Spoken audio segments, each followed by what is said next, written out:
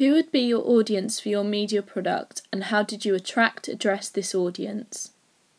From research, we found that the main audience of horror films is males between the age of 25 and 34 years old. This is shown here on the grid, that mostly 25 to 34-year-old males, 78 preferred horror. This meant that if we wanted a high level of viewers, then we needed to use primary research like questionnaires to find out what these people would like to see in a horror film. This is shown here, where we've used a questionnaire to ask our audience what they prefer. From our research, we did find that mostly we had a wide range of audience in terms of people who enjoyed watching horror films, but overall it was people, males, from the age of 25 to 34 who did prefer horror films, and because of this they would enjoy our storyline and setting for our horror film, as it links in with other horror films that are more modernised. The fact it is traditional and old-fashioned in terms of appearance, it may also appeal to a more sophisticated audience like an older generation because of the style, and they might be used to that old style of film. Although the younger generation may not understand the purpose of having a film in black and white and might prefer to choose a film that sticks to the usual conventions of modern horror films. But overall, I think males between the age of 25 and 34 will enjoy our storyline because of the usual props 8 characters we've included, with the type of pretty attractive young female and the young girls who are victims with a typical male villain. Although our audience is mainly males, I think that some women would relate more to the storyline because mothers are more of a loving character, especially towards children, and they can relate more to the situation the young girls are in, becoming victims of the villain. I think that women will probably enjoy watching that because they can relate to possibly having their own children, knowing that children are vulnerable when they go out to play on their own. To attract and address our audience in our horror film, we had to find out small details about what our audience would enjoy in a horror film. We found, for example, as a subgenre, most people enjoyed slasher, teen and supernatural involved in a horror film, and to appeal and attract our audience, we've included 2 of these. Although it's a close call between them all, we have included the teen because we've included the young girl who's a female teenager, so that will attract our audience, and we've also used some slasher in terms of the villain killing the young girls. Although in our opening sequence you do not see the killing, further on in our film you would see more of blood and more gore in terms of slasher and knives and weapons and things like that. So we've chosen to include 2 of those. Although we haven't included supernatural, we felt that including that might be a bit too much in terms of making the film storyline too complicated. So we decided to subvert that type of idea and just stick to 2 subgenres instead of making it too detailed and confusing for our audience. We wanted to keep it simple, sophisticated and elegant to attract our audience. Again, going back to attracting our audience, from research we found that most of our audience preferred a quiet and slow music to add effect to the climax and tension in the storyline. Although it was again a close call between fast and upbeat, quiet and slow, I think in terms of the storyline you do need some fast and upbeat music to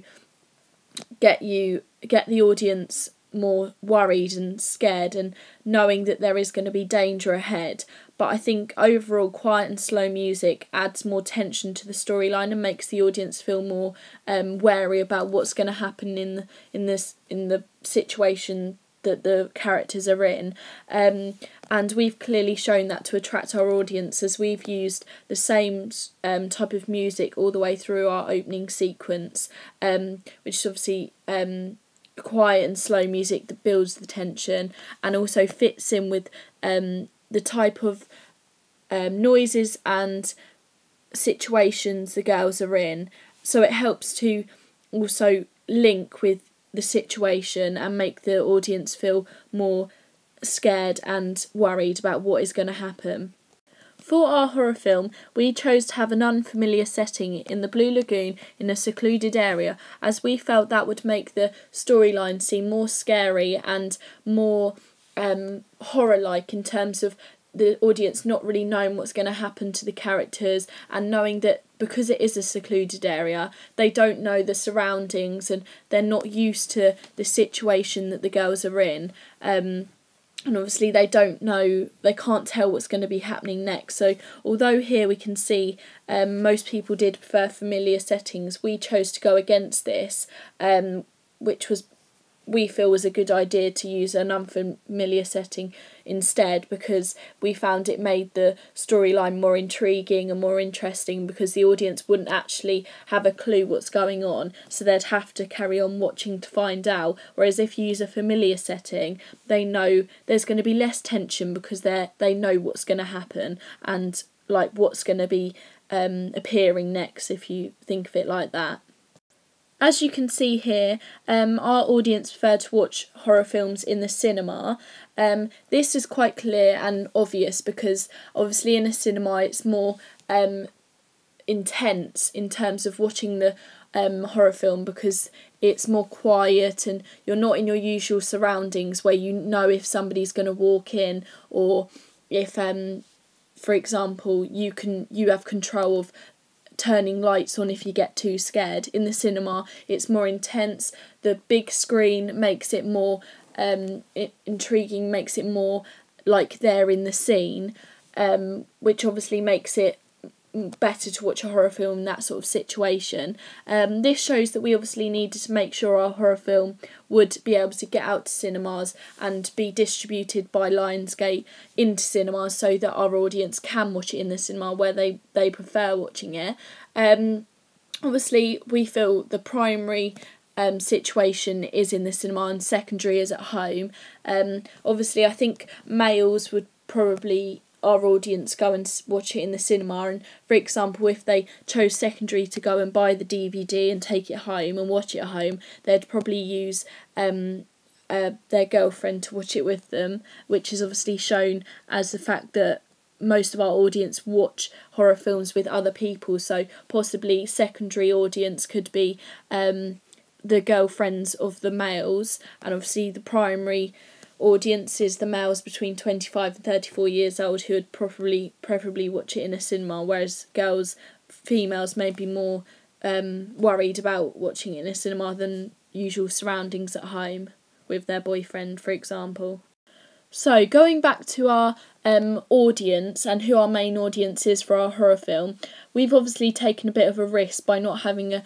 specific age group. Obviously we have mainly chosen males 25 to 34 because that is the main audience that do watch horror films, so we wanted to pick a group to aim it at, that we know that are going to bring our money in, so that we get a profit and extra money from our making our film, which is obviously what any producers would want. But we have left it quite open, even though we have chosen males 25 to 34, as we've chosen to have it more of a sophisticated film by having it in black and white. Obviously this could appeal to more of a older audience in terms of them being used to watching old horror films, for example Psycho and other films like that by Alfred Hitchcock. But we've also chose the usual conventions in our storyline, which would appeal to possibly a younger audience, because we have used a modernised storyline in terms of having the usual villain attacking young female characters. But obviously this was a bit of a risk, choosing to do this, because we obviously aren't sure what audience are going to appeal to our film. But we feel that because we've chosen such a wide different variety that is included in our film, that most people would probably enjoy our film, because we've chosen different aspects from different age groups that would possibly enjoy watching this film. So finally, to attract our audience to our horror film, I chose to make a DVD cover for our horror film. Obviously this is going to be secondary in terms of our male audience or whoever our audience is buying our horror film, because they can take it home and watch it in their own time, in their own home, instead of watching it in the cinema. So to attract the audience to buy this DVD, I chose obviously to have the main look upon to be the two young girls who are the main sort of victims in the storyline. As you can see, you cannot see their faces because their backs are to us, which obviously would attract an audience to want to find out who these girls are, what they look like and how they relate to the storyline. Obviously you can tell they're together, they're holding hands. This would attract the audience in terms of wanting to know their relationship, in terms of whether they're sisters, friends, and what they're looking at across the lake. This would obviously attract an audience to want to find out what does happen. I've chosen to have sort of a sepia black and white type of colour on the DVD, relating back to the fact that our horror film is in black and white and is supposed to look sophisticated and elegant and more traditional. So I've linked that with the DVD cover here. I used that in a software to make the colour change because obviously it was a normal colour first of all, but I wanted to make it look more unique, so I've chosen this colour, put it all together in terms of having a layer of black and white, a layer of sepia, to give this kind of whole overview look on the colour. I also have chosen to have a blur around the outsides and a pull-in effect on the girls and across the river or lake, to give a different effect on the DVD cover and to show that these girls are, in terms of the storyline, disorientated, the whole storyline overall disorientated, scared, vulnerable, because it's also a high angle view looking down at the girls, which shows that they are vulnerable. So this kind of effect around them gives that view on it as well, and obviously this would attract an audience because it's not usual to have this kind of pull-in blurred effect around the characters on a DVD cover. So obviously it's different, it's going to attract them to look at the DVD cover to buy it. I chose to have them standing right near the edge of the lake, looking across it, to enhance the fact that in the storyline they are vulnerable to danger, which obviously shows that audience will be able to see that they are in danger here, being near a lake, which possibly they could fall in. Obviously to enhance the fact that we saw in the storyline, the fact that the girls look across the river to see that there is a man, which obviously shows that during the storyline one of the girls does get killed by the villain. So this is just relating back to the storyline, so I've chosen to have them looking across the lake. During the pull-in effect you can also kind of see a figure across the lake, which is obviously to portray the idea of having the man across the lake, which obviously we do see in the storyline, but the audience won't know that until they watch it. So this will attract them in terms of wanting to know possibly what this figure is across the lake, what they're looking at. The headband on the young girl enhances the fact that she's young, so this will tell the audience that they are young girls and possibly vulnerable, as you can't see them with anyone else around this secluded area. I've chosen to have the font, this kind of font for the title, The Locket, because as you can see they're sort of sharp points, which enhances the fact that it's horror, the pointiness and the whole overview of the font kind of enhances the fact that it is a horror film and it relates to the idea. I've also chose to have it white because obviously first of all it stands out on the background, and also because it could relate to purity and the fact that it's contrasting the fact that this villain is not pure, the storyline is not pure, it's not an innocent sort of storyline, it is complete opposite in that sort of way. I've obviously used the usual sort of items and icons used on DVD covers to portray the fact that it is a normal DVD cover, and this is the type of thing it would look like on the shelves. So that would attract an audience to know that it is a proper film. Also, to attract the audience, I've added at the bottom here some star figures of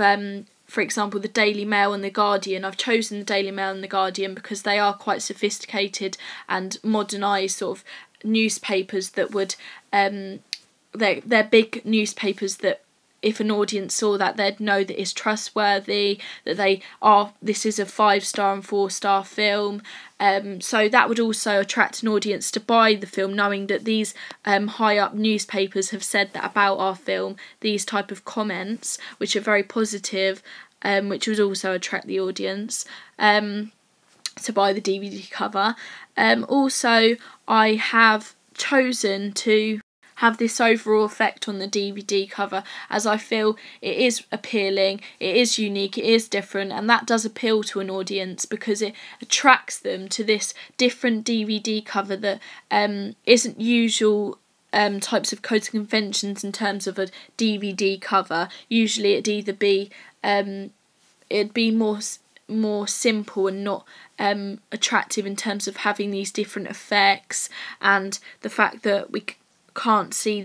any of the characters, which should also attract them to find out who they are. Also feel that the font's appealing, and also these comments are very appealing. So overall, I feel that this DVD cover, in terms of secondary, taking it home to buy it, I feel would attract an audience, whether they've seen it primary in the cinema or not. I feel that this would attract an audience. In terms of making the DVD cover a 15, we had to do this not only because Sophie and I are not yet 18 to make it an 18, but also we found that the audience preferred to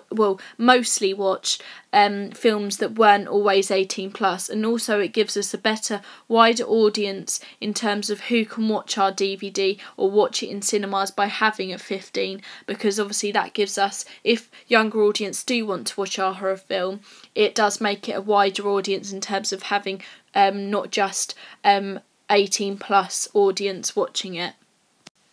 What have you learned about technologies from the process of constructing this product? In terms of technologies, our main use of technology was obviously our camera. This did show difficulties in the process in terms of having to have a camera that was constantly charged and constantly in use to be used to film whenever we needed. Unfortunately, the camera we did use probably wasn't the best camera that we could have used in terms of the battery life, which also meant that we had to waste time charging our camera. Another issue was the fact that the camera didn't have as many qualities as possibly other cameras do. We couldn't use the type of pull-in effect that we needed to use whilst the male character was across the lake. We wanted to use this pull-in effect to zoom in, because obviously the camera we were using was not didn't have a good enough quality to actually zoom into the villain when he was across the lake and near the end, because obviously it'd be too jolty and it wouldn't look very realistic and professional by doing so. So we had to use this during editing. Obviously editing was a big part of our process, and thank goodness Sophie had her Mac, because otherwise it would have made it more difficult for us to carry on making our editing quicker and getting it done in time. The Mac obviously helped us to make editing more sophisticated and professional in terms of making cuts and, for example, pull-in effects more effective in terms of it being smooth and the transition of them all being straight and not jolty, because otherwise that draws attention from the audience of making the film less smooth in terms of flowing into each scene and situation. So obviously the Mac helped us a lot to make the transitions etc. more sophisticated. In terms of other technologies used to construct our product, obviously me and Sophie, we do have iPhones, so that was a help when it came to needing to video ourselves in terms of updating our blog to tell you what we've been up to and what we've been talking about, to keep you up to date. We also used our cameras to take pictures of our location when filming, and to take pictures of our characters whilst filming to give proof of us in the process of making this product. Also using it to video ourselves was a lot of help because it made it easier to just upload quickly from our phones to our blogs. Also having the phone made it a lot easier to carry on our process in terms of making it more, in terms of keeping everyone up to date on what we were doing. It was very much more sophisticated in terms of having the technology there. This also did help us to upload certain videos and our process onto YouTube and social networking sites to allow feedback and to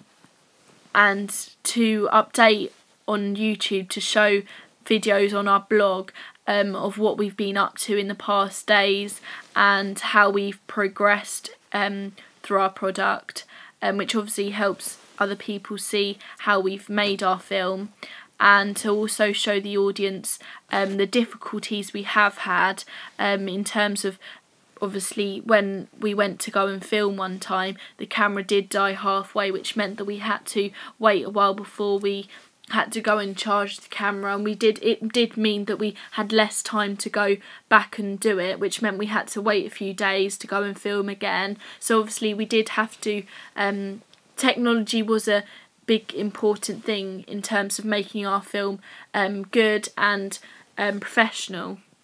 Another technology that helped us in the process of constructing our product was Adobe Photoshop. Photoshop is an image manipulation program that allows people to edit photos that they have taken. It's an extremely useful development in terms of media product, especially in our product in terms of our logo, as we used it to change the cat's eye from normal to red to enhance the fact that we are producing a horror film, and this relates to Lionsgate company, how we chose to use them. We chose to take their idea in terms of their logo. In the way they change the background colour, we change the eye colour to red when we produce horror films. Without Photoshop, clearly we couldn't have done this normally. So this really helped. This technology of really helped us to change pictures in terms of making them better for our product and developing them. Another technology we used was Fireworks. As you can see here, Fireworks is quite important in terms of editing our logo to make the background clear, because obviously we used a picture that we found and made it our own by changing the background, changing the surrounding of the picture. So to do this we had to erase the whole of the background of the picture, which was obviously Fireworks that helped us to do so. So this technology was really useful to make our logo more effective, more sophisticated. As you can see here, this is us editing it to make it how we wanted it. Another one was Internet Explorer that really helped to construct our product in terms of finding research in the basic needs of our production, finding out the codes and conventions of what our horror film would be good in terms of how to make it better, how to make our horror film the best. We had to find out research, we had to look at other horror films to find out what type of things we could use ourselves in our horror film. Also researching different producers like Alfred Hitchcock. That really helped us to look into the different ways that he produced horror films so that we could make ours develop and better. it also helped us mainly to upload on our blogs, which was our main source of producing and showing our evidence of how we've made our horror film. So overall, the Internet Explorer has really helped us to produce our horror film in terms of finding the best research we could, and overall making it and showing development. On our blog, Internet Explorer really helped us to document all of our research and show it in a clear and concise way. And it's made it more modernised in terms of, instead of it being handwritten, we can take a picture of, for example, of the handwritten work and develop it by putting it onto for example, PowerPoint or onto Movie Maker, which is another technology that has helped us also. But it's helped us to document all of our work instead of it being boring and handwritten. We've made it more exciting by changing the way we can show our work. The blog also helped us to keep track of the skills and experience we've gained through the whole production, and the different stages that we've been through to make our film. So overall, this has really proven to be useful for us. Leading on from that, another technology that has helped us to make our work more different and more interesting for people to look at is a scanner, and that's helped us to, if we wanted to write down what we've done during a lesson to remember or to show development, we could also draw our storyboards, and to make it more interesting we could scan it into the computer, which helped us to show development of our ideas and show our the way we've moved on from different thoughts and procedures in our film. So it's enabled us to highlight the evidence, and instead of showing it in a boring way, we've made it more exciting by scanning things in and possibly putting them into movies and things like that. So another technology that has also helped us to write down and keep evidence is Microsoft Word. That's really helped us in terms of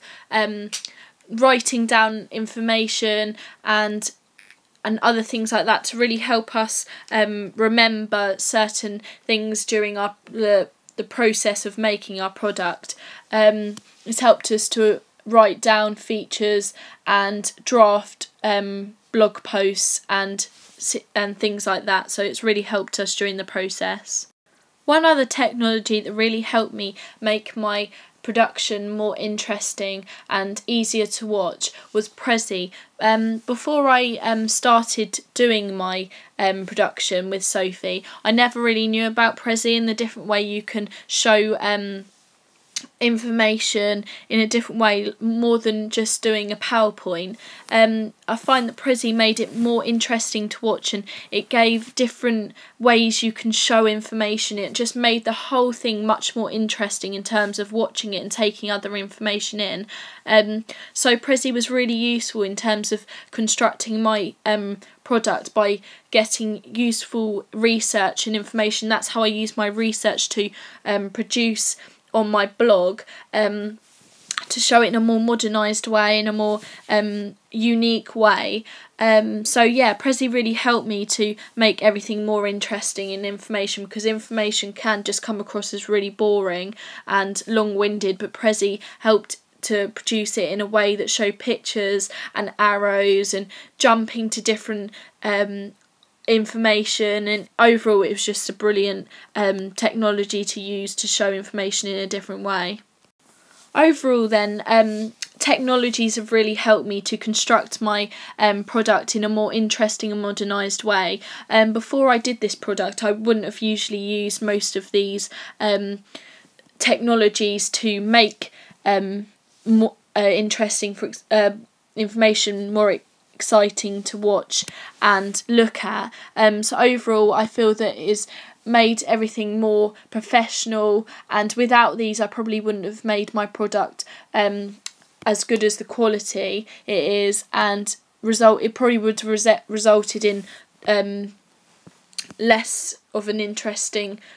product that was less organised and not as clear as I've shown it with all these different technologies in terms of research, planning, my skills, and showing evidence and overall showing the product in the end. Using all of these technologies has really made it more sophisticated and more professional in terms of the overall outcome. So technologies has really helped me to make everything a lot better quality. Looking back at your preliminary task, what do you feel you have learned in the progression from it to the full product? The main thing we found from learning from our prelim task to the full product was the fact that you need to schedule your time and work, and to make sure everyone is available in terms of filming and to be there, because in our prelim task we found that our filming was being dragged on so long because we didn't have a schedule so that everyone was going to be available at the same time to do filming and editing and making our product in terms of prelim task finishing. So we definitely realised that a schedule was very important when it came to our real product. Knowing that our all of our characters involved in our film were available, and knowing that what we needed to bring to make our product happen and everything like that. So we found that schedule was very important when doing so. Also, in terms of filming, another main part that we learnt from our prelim task to the full product was the fact that when using the camera, it is very important to use a camera stand to make sure the camera, for example, panning in our prelim task we used, and when we watched back it was really shaky and jolty and didn't follow through smoothly. So when it came to our full product, we realised that when doing so in these type of camera shots or just a very camera shots, they have to be smooth, and when you are using a camera stand, to make sure it is attached properly so that there's no jolting, and just so it gives a smooth transition in terms of changing to different shots and things like that. And the duration, the time of each shot needs to be important in terms of whether it's the storyline's becoming more tense or it's less tense, which obviously you need to decide how the transitions become quicker or shorter, because in our prelim task we found that when the tension was being built, the transitions were still quite slow, whereas we needed them to be quicker so that it enhances the fact that there is tension being built and the storyline is becoming more quicker and more involved in how the audience should be watching it. So when it came to our full product, we realised that transition was very important too when editing, to make sure that the camera shots were quicker as the storyline was becoming quicker as well. So they both need to link to make sure it all flows smoothly for the audience. Another major problem we had in our prelim task was when we were filming, we didn't really tell the people in the surrounding area where we were filming that we were actually filming our prelim task, which meant that when we watched our prelim task back, in some scenes where we stopped, the backing sound was different to the different types of shots, because in the prelim task there was a hoover in the background, so when we went on to the next shot there wasn't a hoover. So obviously we needed to make sure that in the full product, the real one, that we told people near us and people that may be coming into the area that there is filming going on, and to not make extra other noises in terms of people walking past and things like that, because obviously it's the filming and different scenes are supposed to flow with the same sounds in the background, noise is the same, and obviously in our prelim task we learnt from that in the fact that there was a hoover in the background, and then sometimes there wasn't, and sometimes there was people talking and sometimes wasn't, even though it was literally seconds apart from each shot. So in our full product, we really found that making sure there was no other noise in the background in terms of other people being involved in the film when we didn't realise. So yeah, realising that people in the background need to